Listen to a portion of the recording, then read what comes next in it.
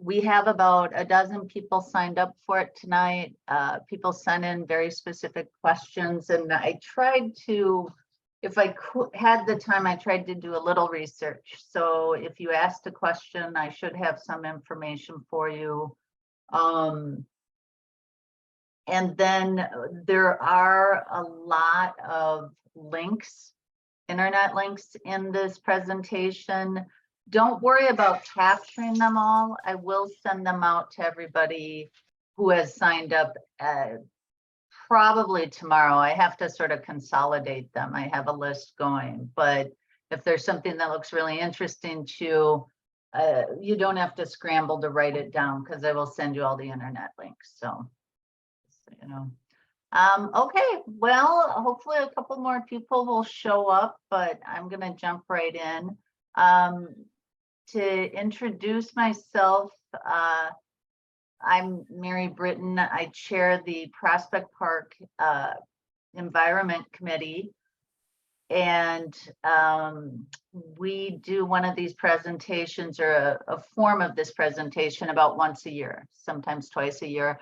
Rick, do you want to introduce yourself, since you'll be talking later? Sure. I'm Rick McCormick.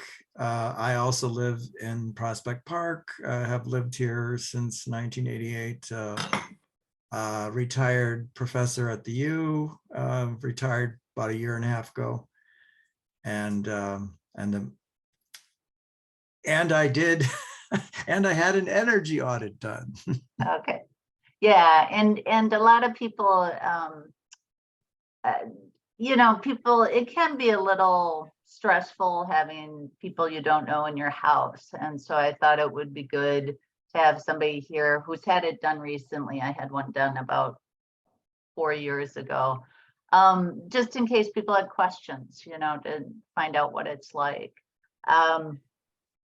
So I have an agenda, and I'm going to go through the first parts fairly quickly. I know the main reason people are here tonight is to find out what, you know, very specific things you can do to your house, how to get started, how to get financing, just the nuts and bolts of making your house more energy efficient. I did want to explain the 25 by 25 initiative, though. If you live in Prospect Park, you will probably have seen these signs around, these 25 by 25. And the goal of this initiative is to bring natural gas down in residential 1 to 4 unit housing in the neighborhood by 25% by the end of 2025. The reason we focused on natural gas is that when we looked at other things, like if you look at electricity, Excel is already on their way very clearly to being 100% renewable energy sources by 2050. Transportation, there's a lot of projects around that to encourage people to drive less or to convert to electric cars, that kind of thing. Natural gas does not have any project like that. And so we focused on it because of that, as well as the fact, when you look at this chart we have here, it shows how much higher the natural gas use is in this neighborhood than the rest of Minneapolis. Now, these numbers are from 2019. We needed to have a baseline to measure ourselves against. So we're looking to reduce things 25% from that point. I'm not going to, unless we have time at the end and people are curious, I'm not going to go into why I think the numbers are so high. It's not size and it's not the age of the house. But this is very clearly an issue in the neighborhood. So that's why we wanted to encourage people to insulate better. And then when we talk about this goal, there's two other reasons. There's the reason of looking at lessening our community's CO2 emissions, like that sort of that's a given for an environment committee. One thing that does not get talked about, particularly in Minnesota, and I don't know why, is that climate change is already happening. We're already having extreme weather. We're going to have hotter summers and potentially very cold winters. And so if we're going to have a resilient neighborhood, then everybody needs to have houses that can withstand these extreme temperatures. And so that is another motivating factor for why we're looking at bringing down natural gas use. And just for those curious, how we are doing is from the 2019 baseline, our neighborhood in Prospect Park is down by 6.62%. And if you're curious as to how I can be so exact in my numbers, CenterPoint Energy provides the data to me based on our census tract. So if anybody is here from a neighborhood outside of Prospect Park and you are involved with your neighborhood's environment committee or neighborhood association, and you think you'd like to have some sort of measurement like this in your neighborhood, feel free to reach out. And I can connect you with CenterPoint Energy and give whoever's looking to track it just a primer on how to do it. It's pretty straightforward. So this is nice. I mean, this is a very definitive goal. And so we're on track. I think I don't expect this to follow this very nice straight downward line. But we're doing, it's still doable. So that's the good news. And then I also wanted to talk about where we're getting some of our examples. And I do apologize, I had to switch this over to a PDF file and so I have to scroll.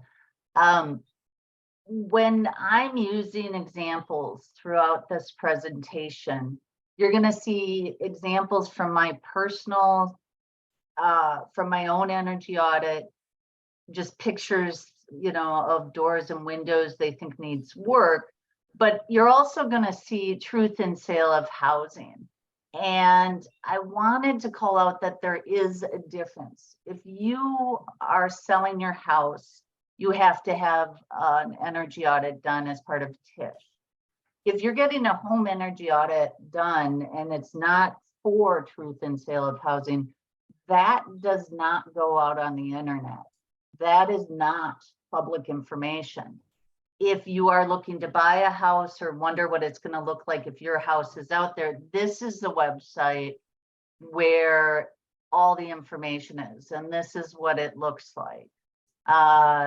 You highlight the house you're interested in, you get a high-level overview, and I'm not sure if people can see it that well. Whoops, sorry. Yeah, and you get a high-level overview of like attic insulation, wall insulation, etc. And you also can download the entire energy disclosure report. So the example we're going to go look at later on is a house that just sold in the neighborhood. And there's obviously, they have a fairly low score of 39. The highest score you can get is 100. And there are things they could have done, and maybe they would have gotten more money for their house. So we'll look at that later. But this, if you are into just sort of that kind of thing, this is a really interesting website to me. The other thing I wanted to touch on is this is a flow chart we put together just a couple of years ago to put across the idea, since we're promoting like getting home energy audits and insulating your house and doing this, bringing natural gas use down, it can feel overwhelming. It can feel like, how am I going to get this all done? It'll be so expensive. It's too much. And so the idea behind this was, hey, you know, you don't have to do it all at once. Just get one thing done, get an energy audit, or if you're not up for that, just put up some plastic wrap around windows, but keep at it. Keep doing improvements around your house, and you know, maybe once a year do a big project. Like this past spring, I got my attic air sealed. It was about $1,500, and that was from my energy audit. So that was, and once that was done, I'm like, well, I'm not going to think about another major project till next spring. That's how I do it. And that's just wanted to put that across.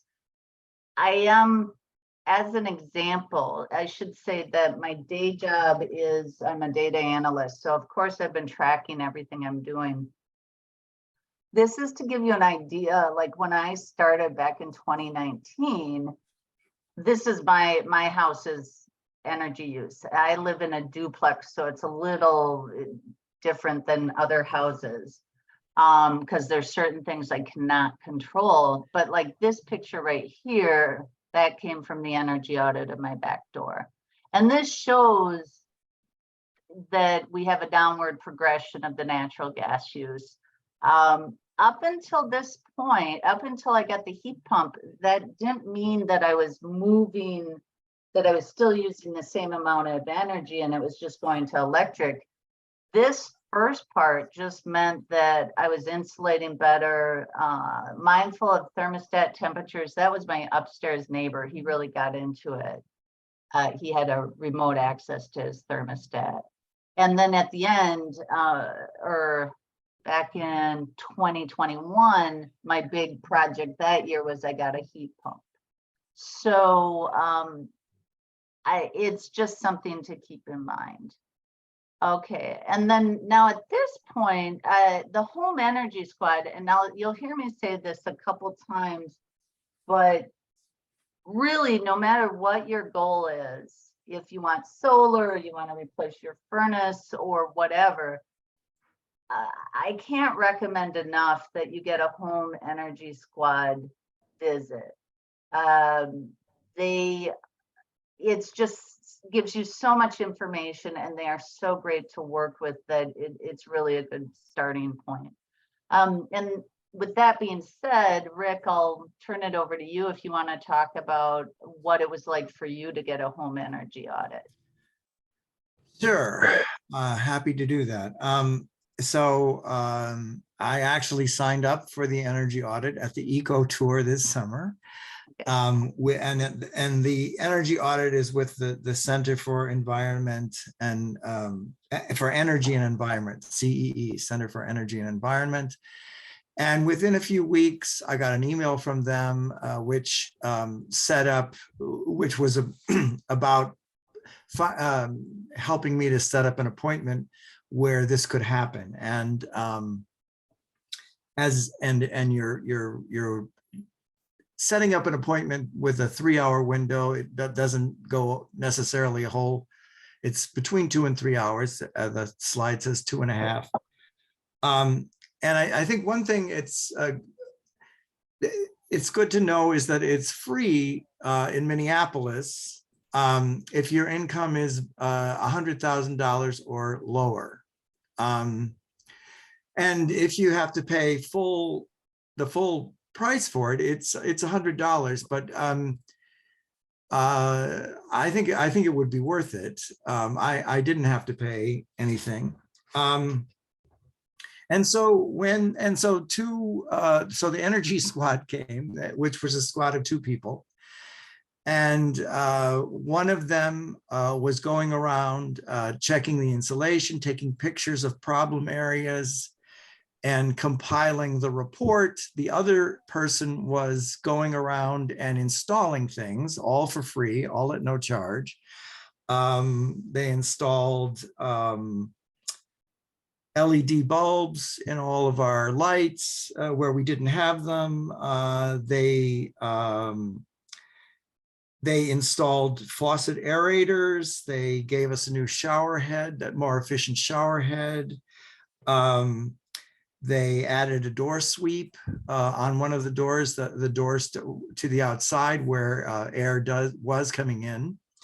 And they installed a smarter thermostat in the basement that could be programmed. So those were the minor things. And when it was over, the person who had done all the testing, like the testing of insulation, you see that in the second picture on the slide, they test the insulation by using a vacuum pump. Anyway, this young man told me what he had found and showed me the pictures of where the problems were. It turns out our insulation, which we installed also via a city program in the late 80s or early 90s, soon after we moved into the house, the insulation, the wall insulation was fine. The attic was a problem, and we knew it was a problem because we have ice, we get ice dams, and one year it was bad and pulled down a whole gutter on one side of the house. And of course, he said we needed to replace our boiler. Now, until I had this audit, I didn't even realize that. I always called it a furnace, but if you have radiator heat, which we do, then it's called a boiler, and that makes sense because it's boiling water to keep your house warm. And he said that also our water heater could be replaced just from the age of it, and the efficiency in both of them. The boiler was definitely past its prime and not nearly as efficient as it could be with the newer units that are available. And then after that, we got the full report via email, the full energy audit report, which was very detailed and showed all the problems. It said that to fix the insulation in the attic, we needed to test for vermiculite. A lot of older homes have that in the floor. The attic, the floor between the attic and the rest of the house. And very soon we were contacted by an energy advisor and set up a phone conversation with that person. And that person went through the report and offered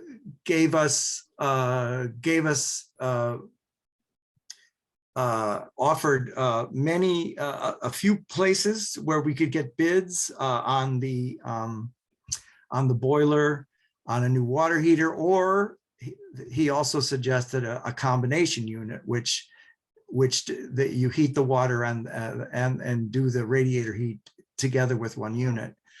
And those, if you buy them at the correct efficiency level, which is what they're asking for, you get rebates from CenterPoint Energy.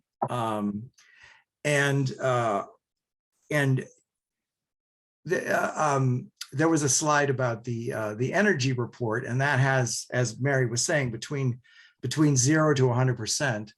Our report came to our grade was 60%, and 26% of the part we were knocked 26 points for the boiler. So a new boiler will increase us to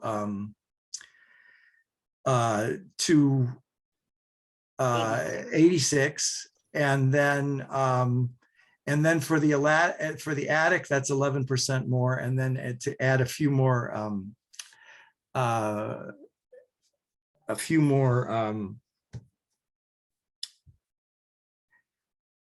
storm windows. We have a couple of windows where there's no storm windows, and if we add that, that would bring us up to 100%. But anyway, and we haven't started yet, but we are. They gave us all the information, the people to contact, places that they recommend to make who would come and give us bids.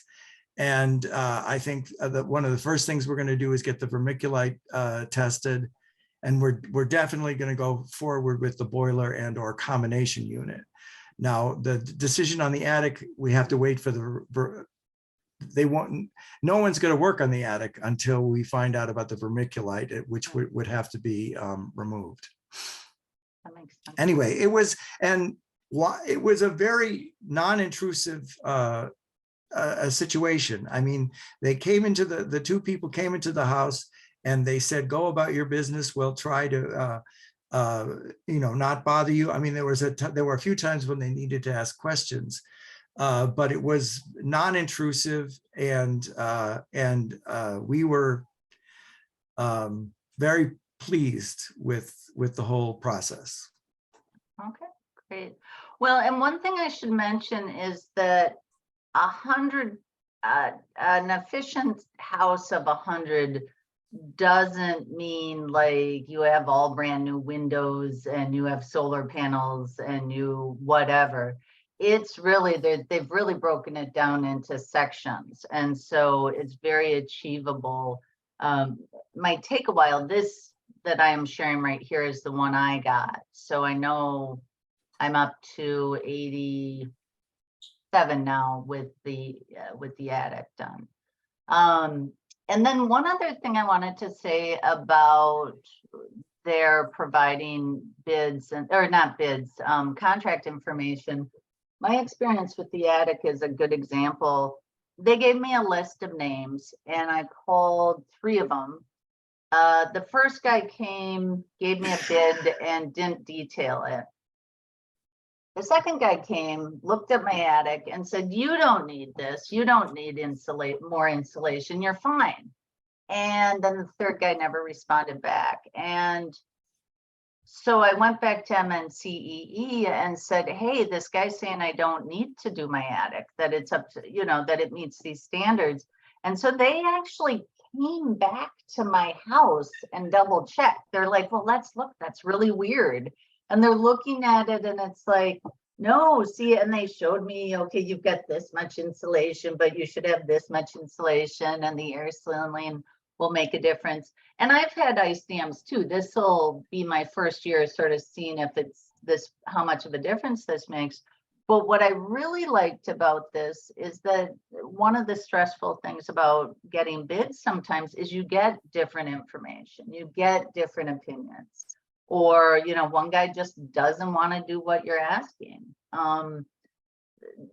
So I got another bid. The guy gave me a detailed bid, did a great job, and it was very, it was worth it, I think. So I just wanted to call that out, that it's not just the audit, it's also you have somebody you can call all the time and say maybe you get a bid and it looks weird to you or you think it's high. You can call and get their opinion. And I will tell you, audits are in very high demand right now. They are a couple months out. So if you are thinking about it, I would just get it reserved. Somebody had written in about just overall insulation they were curious about. So I thought I would start with low cost upgrades. Oh, and before I move on, does anybody have any questions about the energy audits or MNCEE? Okay. So the low cost upgrades, this again is my lovely back door with the crooked frame. You can tell I have a very old house. There on the website list that I will send out, there is a link where you can get free materials like free plastic wrap and free weather stripping. I do think you can only do it once, just to tell you. So if you're thinking, maybe you want to get everything free, you can. I don't know. So, and then door frames, you can see my door, like I did put plastic wrap over the windows. I did put some weather stripping, but it's still pretty bad. So I got this exterior door weather strip that I haven't put up yet. It's on my to-do list. And that'll help take care of this top crack right there. So those are just very free or cheap ways to do things. Somebody who had submitted a question about insulating between joists, and that is something I have done at my house. This, and if you haven't done it at your house and you have an older home, what they're talking about is where the top of the cement or where the ground level is to your first floor. And it's quite common that that is not insulated, that is just a piece of wood. And a very cheap way to do this is if you buy like polystyrene foam board from Menards. I looked it up. A 4 foot by 8 foot sheet is anywhere from $55 to $70. These are all roughly like 6 by 12 to 14 inches. So you can get quite a few of these little blocks. You'd have to cut it with either, you know, a hacksaw, or if you have an old kitchen knife you don't care about, you can cut it up that way. And then you just seal it in there with foam sealant. So this is a really great, you get a lot out of doing this. I mean, it really helps tighten up your house. You can also hire someone to do it, like your local handyman, or if you've got a teenager around. And then the other, this is low to moderate.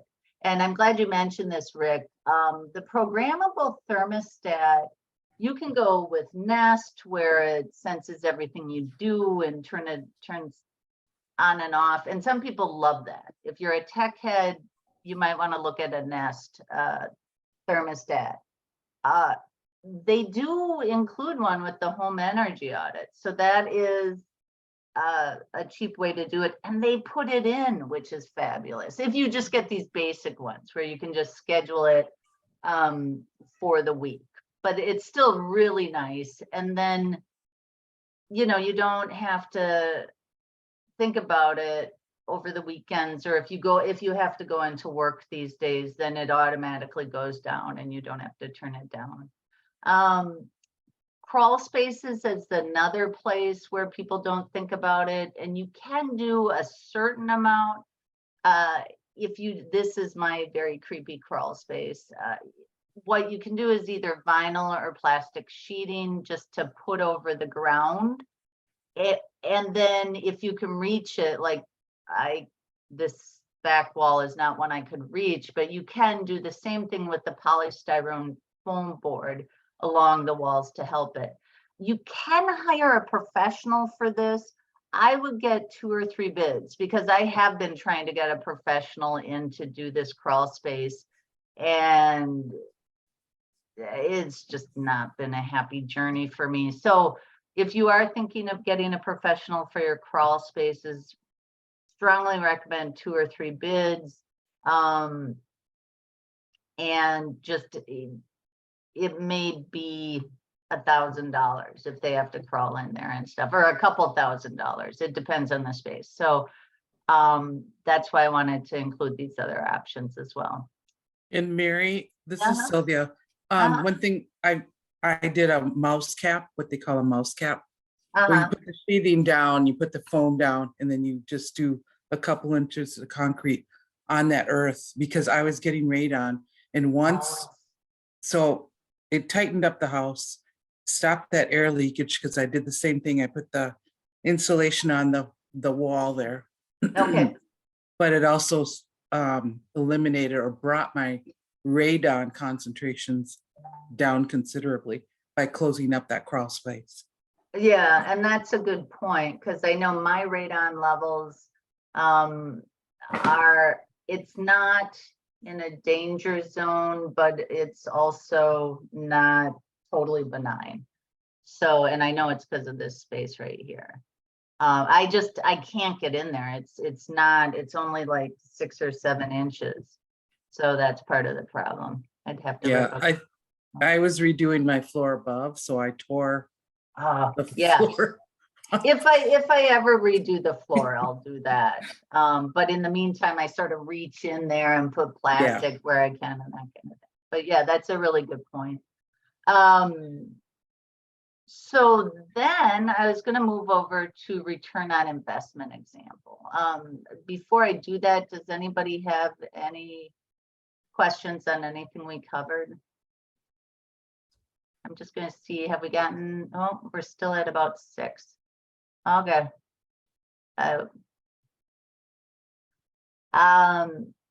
So the return on investment example. Now I chose this house specifically because it had just sold. I didn't want to pick one that was in the middle of being sold. I didn't want to pick one that, or I didn't want to pick one that was up for sale, and I didn't want to pick one that somebody was already living in. People get a little squirrely about this stuff, so I was trying to make sure that whoever lives here doesn't come back and say, why, that was my house. At this point, I don't think it's anybody's house officially. So this is what I pointed to earlier with the truth in sale of housing example. And you can see this actually is hard. I broke it up a little bit to fit better on the page, but this is what a TISH report looks like. And clearly it looks different than a home energy report, or like my own or Rick's energy audits. And you can see they have the insulate the walls, air seal and insulate the attic, and upgrade the boiler. Now, in this case, I highlighted the wall insulation because that's where they could get the most bang for their buck. Typical cost is $3,100 to $3,500. Utility rebate. One thing now, when I got my attic insulation done, the contractor took care of it. And I've had other work done where for the rebates, the contractors take care of it, which is really nice. It's less paperwork for you to do. So that is something you want to ask. And then you don't have to worry about as much upfront cost. And then the yearly bill savings they had listed were $200 to $400. So using this as an example. Oh, and I did want to touch on wall insulation before I go into it a bit more. Just a couple words of advice. If you are getting wall insulation, it should be at least R11, which is just sort of the rate for how insulating it is. And then the goal is to fill the wall cavity. But so this would be if whoever owns this house had done this a year ago, like before they were going to sell it, the return on investment when selling is according, and I included the link to the study, according to a study done by UCLA, I think Berkeley, University of California, Berkeley, that for every $100 saved in these upgrades, it means a 0.4% increase in sale price. So if you look at this, and I did $300 or $400 saved as options, I thought with the energy prices going up recently, $200, it didn't seem worth doing, but I did a variety of numbers here in case you are thinking about selling your own house and maybe it's not as much or it's more than the example I'm giving. $300 a year saved, that would be an increase in 1.2% to the price. So the house that I showed sold for $650,000. If they had done that, if they had a better home energy score, it would have made a difference of anywhere from like $8,000 to $10,000 in their price, probably. And so that's something to think about. Like, let's say you're thinking, well, I'm going to sell in 5 years. It's not worth doing. Actually, it is, because you should be able to sell your house at a higher price. Plus you have those 5 years of being more comfortable in your own home. So I wanted to call that out. This is not something that is talked about that much, and it's worth noting because I really think this makes a difference. My own thought when I saw this is, if I were a buyer and I saw an energy score this low, it would make me nervous. Because it's one thing to have like an upgrade your boiler or some other, you need a few storm windows, but it does sort of make me wonder about other things as well. And I'm saying that only because the house is sold. So anyway, that was how I did the calculations on that. The other part of the return on the investment is how much you save on your energy bill. So say you're listening to me and you're like, you know what, I am going to die in this house. I will be here another 20 or 30 years. I'm not going anywhere. Well, in that case, it will take a certain amount of time before you make the money back on your energy savings. If it's $300 that you're saving, it's, from 10 to 12 years. If it's $400, it's less time than that. But the flip side of that is once you've made all your money back by getting your house insulated, you continue to save that money. So that initial investment of say just over $3,000 you'll get more than your money back. Like that's, now I'm trying to do it in my head, like 125% return. I might be a little tired, that sounds wrong, but you can see for $3,000 put in, you end up with a surplus of like $5,000 plus. And that's over 30 years, of course. And that is thinking that the gas prices will stay the same. So it's a very simple model, but I just wanted to call it out because nobody ever talks about this. Any questions about these return on investment before I move on to heat pumps?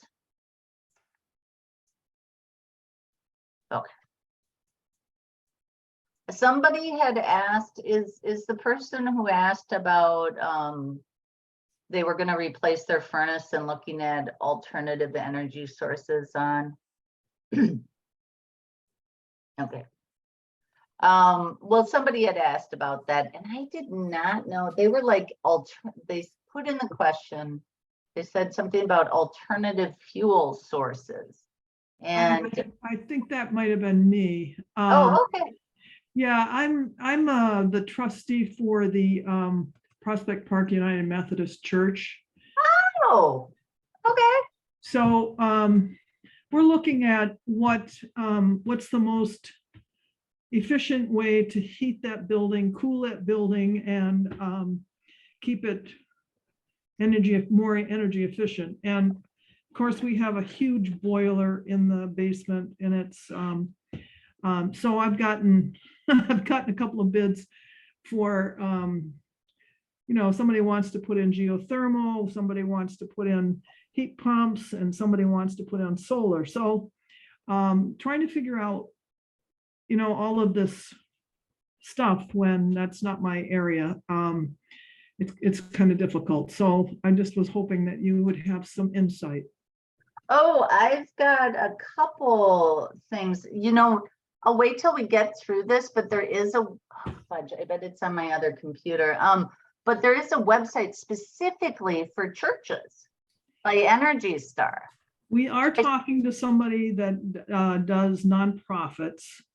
Okay. So that is probably what would cover us. It's a huge building, and it's a very old building. So, everything from windows to insulation to doors and boilers. Have you had an energy audit done? Yes, we have. Okay. And it's fully insulated? No. Or no? Okay. Well, you may want to work on that before getting alternative energy, just because the better insulated it is, the less of, it makes a difference on the size of the heat pumper or the Right. geothermal or whatever. Right. Yeah, geothermal, I've got somebody, I can reach out to them and see if they're willing to talk to you about it. And then the solar paneling, that doesn't actually heat anything. That would just be for electricity. Right, right. So, So you'd go to an electric furnace rather than the gas boiler that we have. right. And that, yeah, if the idea, oh, and actually I talk about solar in a little bit. There's a website where people can look and see if their houses are actually good candidates for solar. Like my house isn't. And we can look at that in a little bit. So that might just decide solar for you if it turns out you're not in a good, like you have too much tree cover. And I personally would not recommend cutting down trees for solar. There's a lot of options out there. That's my own personal opinion though. So, but the heat pumps, just to go over that with you now, with a boiler, you would need what's called a mini split. And Rick, I gotta ask, is that a mini split behind you? Yes, it is. Okay, so if you look over Rick's shoulder, we couldn't have planned it better. That white thing on his wall is what's called the mini split. So it's put in each room or almost every room. Whereas the picture I have on the screen, that's a heat pump, and that goes with furnaces that have vents. That's the difference. And but they work the same way. So it's like, it works like an air conditioner. It takes heat from the outside and puts it in your house. It's one really lovely thing about the heat pump, and I did get this already, is that it's like, now I have central air, and I never had central air as an adult before, and it is so luxe to have central air conditioning. I mean, I just never realized it. The downside of a heat pump and mini splits is they work to only about 15 Fahrenheit. You would still need a supplemental heating source unless you got an electric coil. And I've only recently heard about those. I don't know a lot about them. But mini splits would be maybe a really good place to start, because from what I understand, you don't have to get it all at once. Like you get sort of something that looks like a heat pump, and then maybe you guys want it in certain smaller rooms or something. You know what I'm saying? Where like you can add on over the years as you raise more money. I don't know what your finances are like, but the nice thing about that is you won't have to get everything at the same time. So, and do you have any questions about heat pumps or mini splits? No, I understand that there are some systems that are what they call hybrids, which are the mini splits and the boiler, get natural gas system. And yeah, I think the one of the things the contractors told me was that it's much easier to cool that space of the church than it is to heat it, because cold air sinks and hot air rises, and we don't have any people at the ceiling. So have you thought about ceiling fans? We've talked about it, but we have to get a total thing in order to get movement, I think, from the congregation. That makes sense. Makes sense. Okay. Yeah, it's well, and I can also put you in touch with my neighbor John Urban. Kathy Velazquez knows him. I just butchered her last name, I realized that. And John he goes to Park Methodist, and they have been doing the same thing there. So he can give you all sorts of good information from a church perspective. So, and then I'm going to move on because the next thing I talked about was solar power. Somebody had asked about this. And again, I called out, start with the home energy audit. I have met people who have gotten solar panels and they still have like no wall insulation. It's just a little odd to me. Oh, and this is the website right here. See how much your sun your house gets. Let's just, I wasn't planning on going to the websites, but why don't we? Here we go. So what's the address of the church, Elizabeth, if you don't mind us putting it in? Otherwise, I can do my house. I don't care. Oh, you're on mute. You're on mute.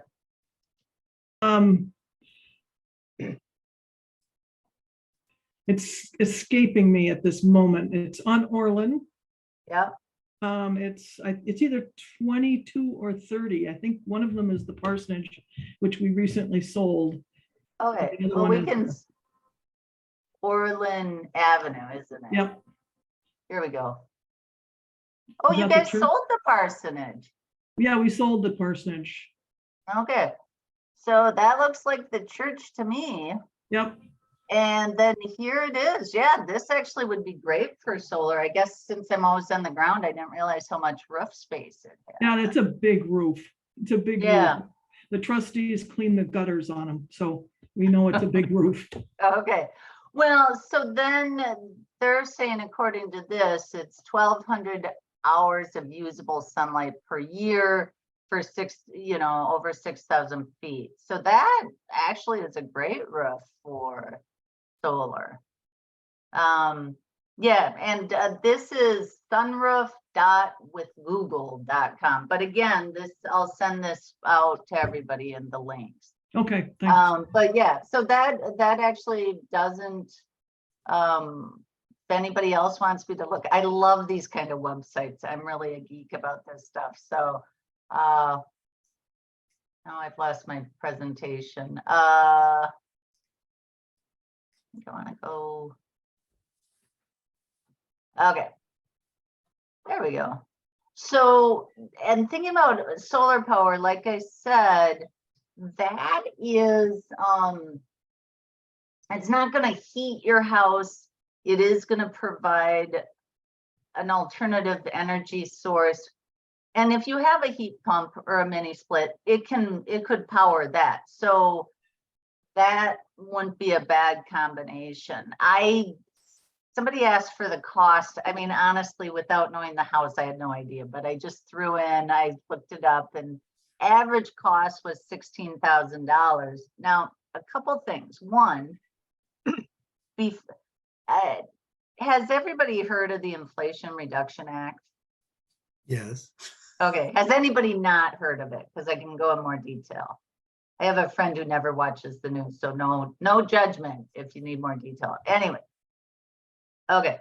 Well, because of the Inflation Reduction Act, I actually expect these tax credits, the percentage, to go up.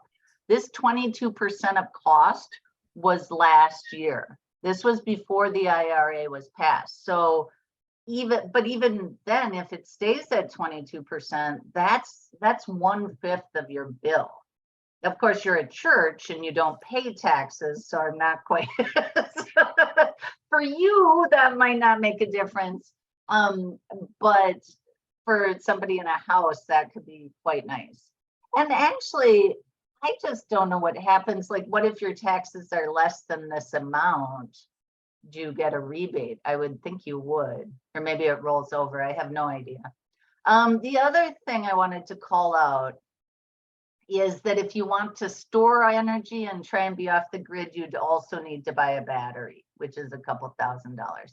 And I'm calling that out because I'm not a doomsday prepper, but I lean that way, if you know what I mean. So I was thinking maybe I'd get solar paneling with a battery. And then my house, I just don't have the sun. They're just like, don't do it. And then once I realized I couldn't even store any of the energy I'm getting, it's way down on my list at this point. So this is the high level of, oh, I'm sorry, one last thing, financing. So I am including some links for rebates, the different rebates. They generally tend to be about $500, $400, $500, $350. It's all nice. The attic contractor I had, it was great. They actually said, oh, well, we'll take care of the rebate, so you don't have to pay us that part. So if the bill was $1,500, I only had to give them $1,200 because they were just going to take care of the rebate, and the $300 would go to them. So that was nice.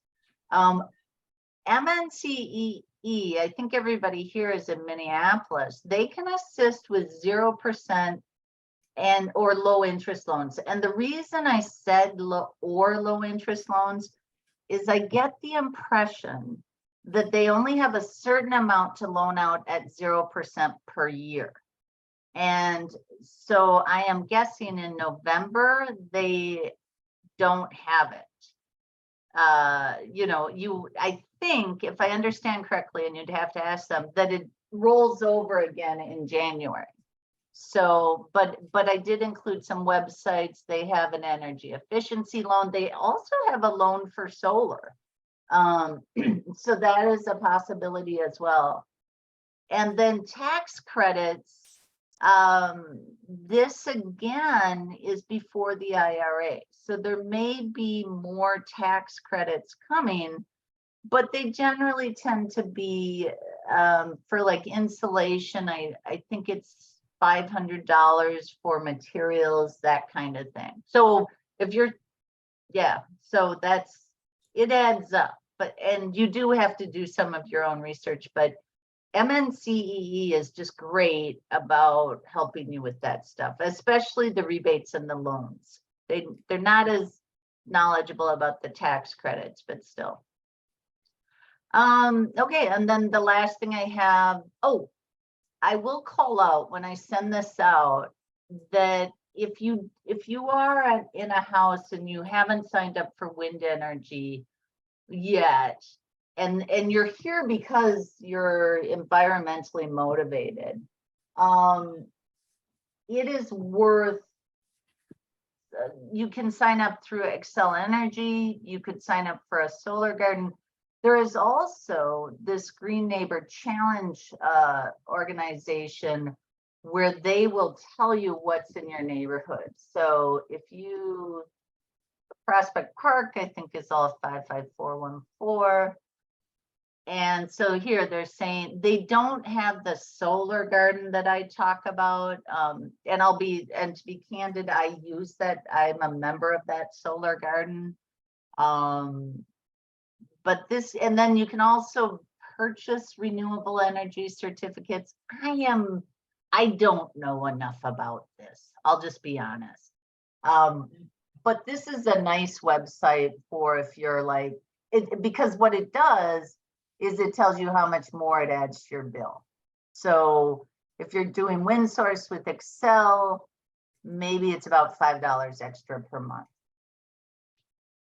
And right now it's all waitlisted. Everybody's doing it. It says up here, I think wind source is waitlisted as well, was the last thing I heard. So I just wanted to share that as well. Like I said, I love these websites. Okay, so does anybody have any questions?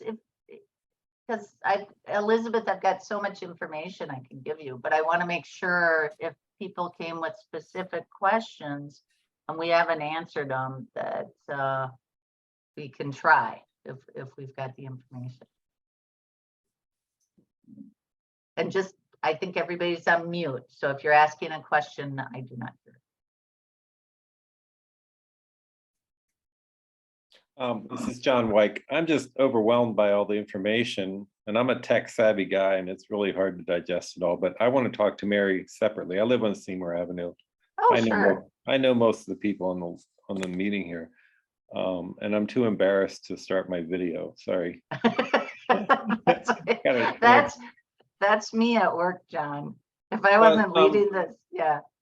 All of these presentations you give are really full of information. I'm actually getting my energy audit in 3 weeks. Oh, fabulous. But I have a 1902 house and I hope to do insulation first, but I have a 35-year-old boiler Uh-huh. and that's tricky. And I think that our gas prices for the coldest months last year were in the realm of $400 or $500 a month. It was up there. We're very expensive. It'll be I, more this year. I believe it. Well, Texas, the whole thing in Texas where they got frozen, we ended up paying for it.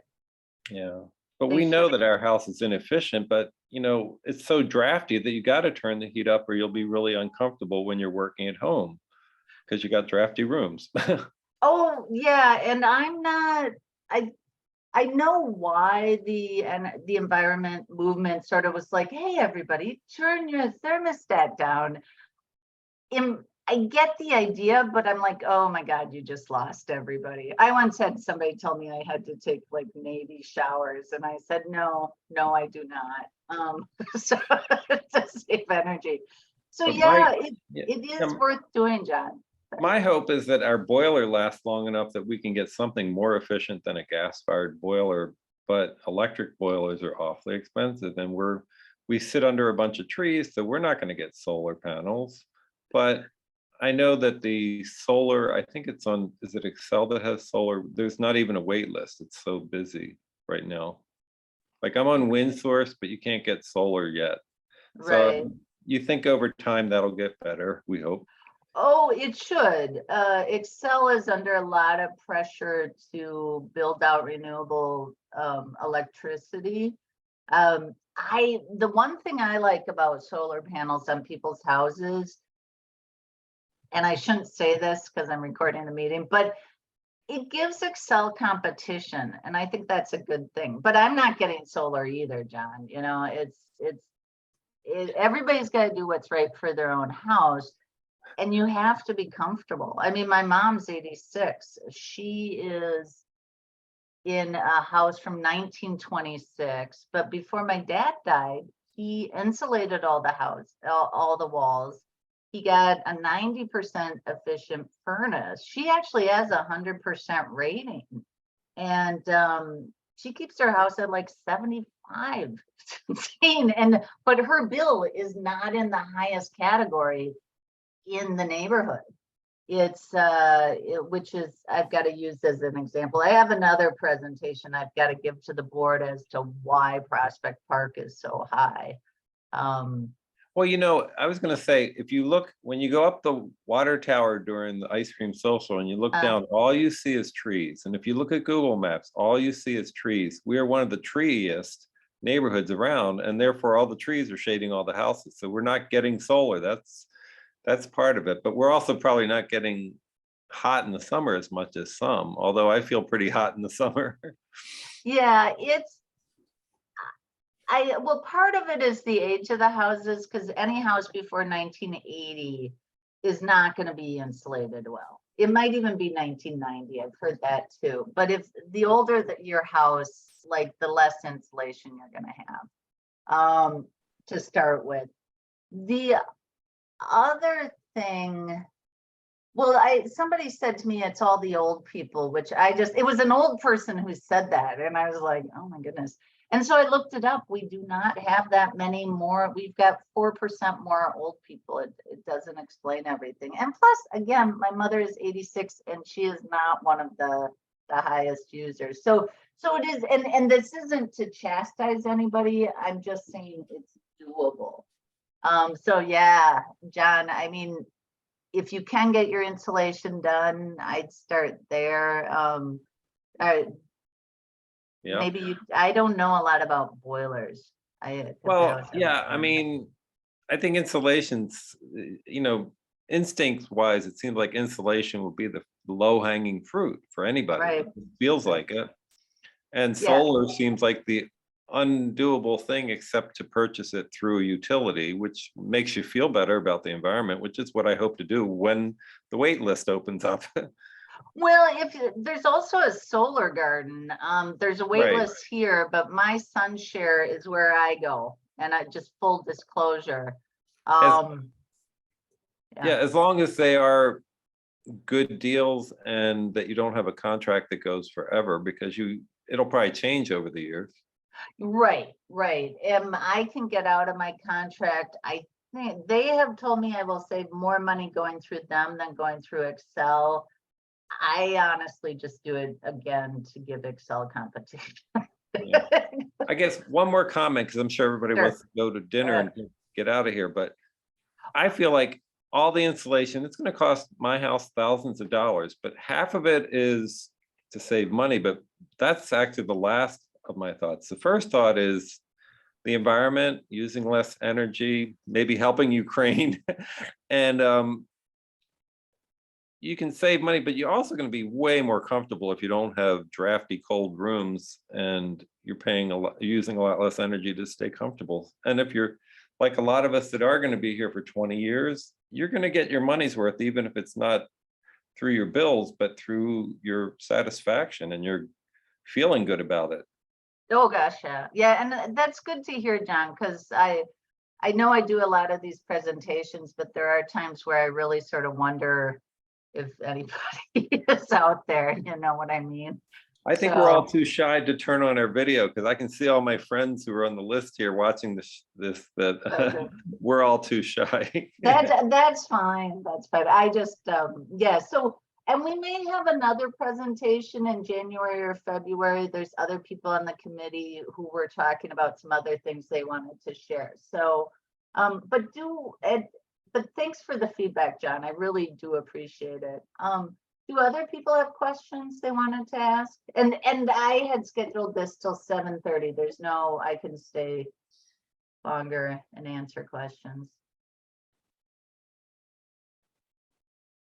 I think it's just a lot of material, so we're all just trying to digest it. I think that getting your slides is great. You're going to email them? Well, I was just going to email the links, but I can send the whole report if people want me to. I personally would like it. I got in late, and I think it's a great recording or a great thing. Okay, yeah, I'll send those out. I should tell you that I may not have asked for permission for all of them. That's why I was, but yeah, so just don't share them that much, you know. Okay, and then Elizabeth, if you want to stay on, I can try and find that website for churches. Sure, that would be great. Okay. Anybody else before we switch over to churches? Okay. And just, oh, go ahead. Oh, I was just going to say this is, I can actually turn on my video since I'm done eating. Hi, I'm Kat.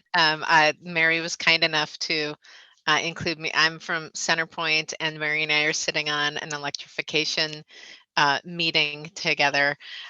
So thank you all. And I think everyone knows what a great resource Mary is, but I've just been so incredibly impressed and heartened that a community like Prospect Park cares so much about reducing natural gas use. Centerpoint is fully supporting decarbonization and cannot, yay, she does rock, and can't wait until we have programs similar to wind source and solar. And if anyone does have questions on anything related to the data or anything, Elizabeth, for example, if you are interested in having someone reach out from Centerpoint about possibly rebates if you chose to replace the boilers in the church with, you know, some other natural gas equipment, I could put you in touch with someone because certainly you would benefit, certainly you'd qualify. If that was something that was of interest. But yes, and Mary knows how to get in touch with Ethan and to me for any follow-up, anything. And as someone who has had their home insulated, I can fully say it changed my relationship with my, was it 1911 home, and I fully support it wholeheartedly. So thanks so much for letting me join. I'm glad you could make it, Kat. Okay, and anybody else?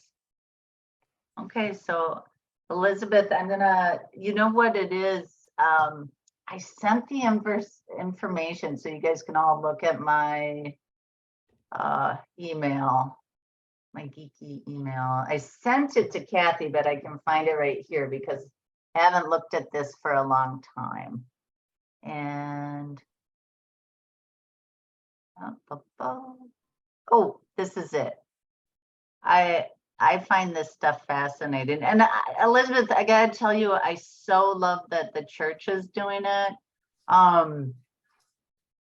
We should write up something for the PPA newsletter. Just get the word out for you guys. But here's the Energy Star for conservation, or I'm sorry, for congregations. And Energy Star, I didn't know this, but they are actually part of the government. And so this here, I'll put it in the chat, but I'll send it out as well. Let me see. I can do this. Thanks, John.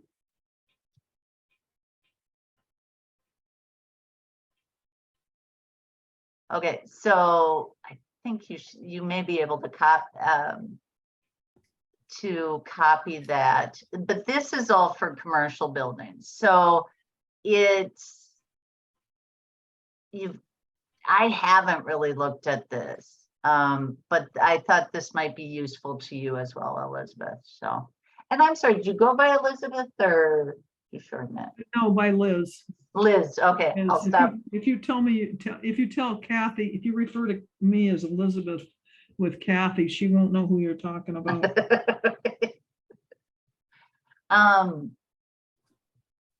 Yeah, I have a question, sure. Mary.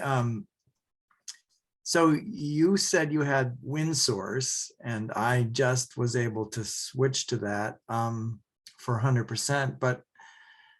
But you're also thinking of a solar garden, or you're also part of a solar garden? No, I have a solar garden. I had wind source at one point, and now I'm part of this. Now I keep SunShare. That's who I use. Yeah. And so that's what you mean by competition for XL Energy. Yeah, I mean, Excel, I mean, they're doing some good things, but again, they are at the end of the day a business. I don't think competition's a bad thing. So, but yeah, there's a lot here for the congregations. And then I'm trying to think, let me just see. Oh, sorry, guys. I've got to get a new computer because my other computer where I keep everything doesn't let me do Zoom meetings. So yeah, I really need to. And then now I'm just trying to hide this so I can look at my tabs. There we go. Oh my goodness. I don't know where I put it. Hold on. And I switch between the two by writing myself drafts. So anyway, that's how high tech I am. Well, you can do more things than I can. Okay. For sure. I am a graphs person. That's what I do for a living, and I really enjoy it. The return on investment stuff I thought was fascinating. And there are quite a few homes in Prospect Park.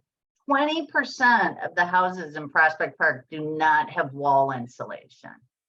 I got that off the Tish stuff. So I'm assuming it's showing everything. So, yeah, there's just, I would say just do what you can, you know, pat yourself on the back every time you get something done, take a break. I mean, that's why we did 25 by 25, because it was going to take years, you know, so it just takes a while. Any other questions? Okay, I do want to invite everybody. Our next Environment Committee meeting is the second Tuesday in December. It'll be at Luxton Park. We generally have pretty good meetings. We haven't had one for a couple months. There's been things getting in the way, but Prospect Park does have a climate action plan. and probably not in December, but in either January or February, we're gonna look at amending it. Every year we sort of look at what we want to tweak or what we want to focus on. So that would be great to get more feedback than the people who normally come to the environment committee meetings. So just something to think about. But okay, well, I don't want to keep you guys. Thank you so much for coming. It always hardens me to see people, and I will send out the deck. And then Elizabeth, I think I've answered all your questions, right? Oh, I think you have, and I may have some other questions for you. And I Okay. will, I'll connect you with John. okay, Yeah. I have your email from when you registered. yeah. Okay. Yeah. Okay. Well, great. Thanks, everybody. Thank you. Bye-bye. Thank you. It was great. Thank you. Bye-bye. Yeah, Thanks. this was wonderful. Thanks so much. Bye.